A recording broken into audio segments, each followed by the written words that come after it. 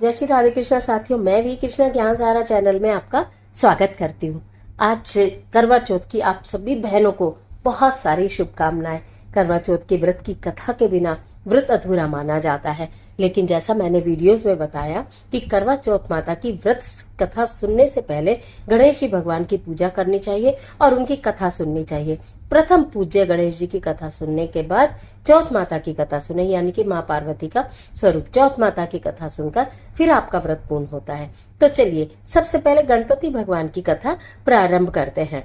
एक बुढ़िया माई थी, मिट्टी के गणेश जी की पूजा करती थी, रोज बनाती थी, रोज गल जाते थे।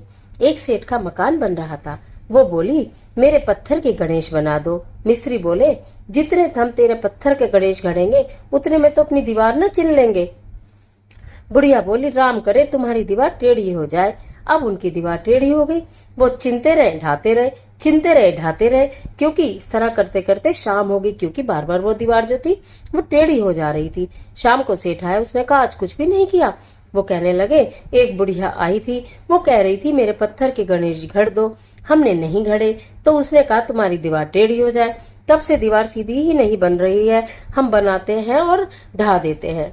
सेठ ने बुढ़िया को बुलवाया। सेठ ने कहा, हम तेरे सोने के गणेश जी गढ़ देंगे, हमारी दीवार सीधी कर दो। सेठ ने बुढ़िया को सोने का गणेश जी गढ़वा दिए। सेठ जी की दीवार सीधी हो गई।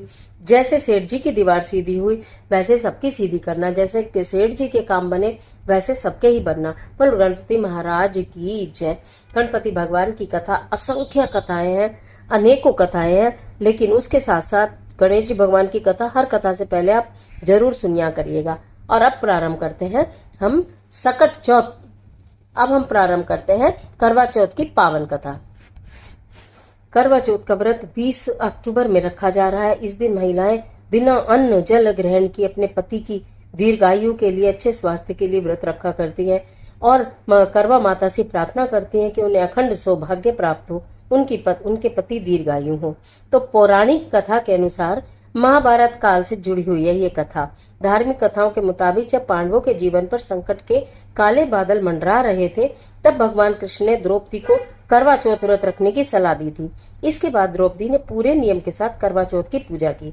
इस व्रत के प्रभाव से पांडवों के जीवन के सभी संकट दूर हो गए। बोलो चौथ माता की जय। दूसरी कथा कहती हूँ। दूसरी कथा इस प्रकार है। एक बार देवताओं और असुरों के बीच भीषण संग्राम हो गया था। युद्ध में सभी देवताओं को संकट में देख उनकी पत्नियां विचलित होने लगीं। इसके बाद वो सभी भगवान ब्रह्मा के पास पहुंचे और उनसे गुहार लगाई। तब ब्रह्मा जी ने पत्नियों को करवा चौथ व्रत रखने को कहा।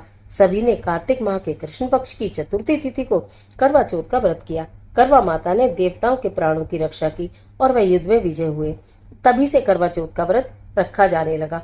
तीसरी पौराणिक कथा जो अक्सर हम सुनते हैं, पहली जो 2 कथाएं मैंने सुनाई वो शायद आपने नहीं सुनी होंगी। तीसरी कथा, पौराणिक कथाओं के मुताबिक एक ब्राह्मण के 7 पुत्र और इकलौती पुत्री वीरावती थी। 7 भाइयों की अकेली बहन होने के कारण वीरावती बहुत ही लाडली थी।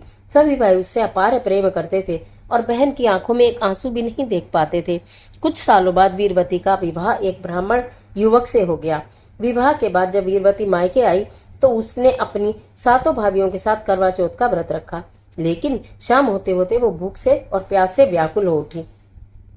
अपनी बहन की ऐसी हालत देखकर सभी भाई उससे खाना खाने के लिए मनाने लगे। इसके बाद वीरावती ने कहा वो खाना या पानी नहीं पी सकती, क्योंकि उसका करवा चौथ का व्रत है। वो चंद्रमा को अर्घ देने के बाद ही अन्न और जल को हाथ लगाएगी। चंद्रमा के जल्दी नहीं दिखने पर भाइयों ने एक तरकीब सोची और एक भाई पीपल के पेड़ पर चढ़कर एक दीपक जलाकर छन्नी की ओट में रख देता है। दूर से देखने पर वह ऐसा लगा कि चांद निकल आया है। फिर एक भाई ने आकर वीरावती को कहा कि देखो देखो चांद निकल आया है, तुम उसे अर्घ देने के बाद भोजन कर सकती हो। बहन खुशी खुशी को जाकर चांद को देखा और उसे अर्घ देकर खाना खाने बैठ गई।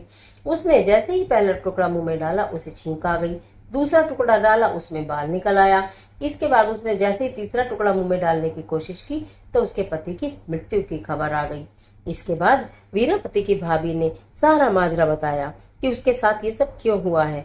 करवा चौथ का व्रत गलत तरीके से टूटने के कारण देवता उससे नाराज हो गए हैं। फिर एक बार इंद्र की पत्नी इंद्राणी करवा चौथ के दिन धरती पर आई और वीरावती उनके पास गई और अपने पति की रक्षा के लिए प्रार्थना की। तब देवी इंद्राणी ने वीरावती को पूरी श्रद्धा और विधि विधान से करवा चौथ व्रत करने के लिए कहा। इंद्राणी की बात सुनकर वीरावती ने वैसे ही किया। उसकी पूजा और भक्ति देखकर भगवान प्रसन्न हो गए और उन्होंने वीरावती को अखंड सौभाग्यवती भव का आशीर्वाद देते हुए उसके पति को जीवन दान दिया। ये थी करवा चौथ की कथा। करवा मैया ने जैसे उसके पति के प्राणों की रक्षा की, इसी प्रकार सबके पति के प्राणों की रक्षा करना, कहने वाले के, सुनने वाले के, हुंकारा भरने वाले के, सबके ऊपर कृपा करना। हे चौथ मैया, सबके ऊपर कृपा करना। आज के लिए इतना ही, इजाजत दीजिए। इस तरह की कथाओं के लिए, उपायों के लिए, सभी तीज त्योहारों से, व्रत से संबंधित जानकारियों के लिए चैनल को सब्सक्राइब जरूर कर लीजिएगा। बेल आइकन का बटन भी प्रेस करिएगा। कथा अच्छी लगी हो तो लाइक जरूर करिएगा। 4 कथाएं मैंने बोली हैं इस वीडियो में, पहली गणेश जी की और 3 चौथ मैया की। तो चारों भी कथा आप सुनना चाहें तो सुन सकते हैं। और वीडियो को अपने फ्रेंड से शेयर कर दीजिएगा और कमेंट बॉक्स में जय चौथ मैया लिखना बिल्कुल मत भूलिएगा। ईश्वर आपकी मदद करे।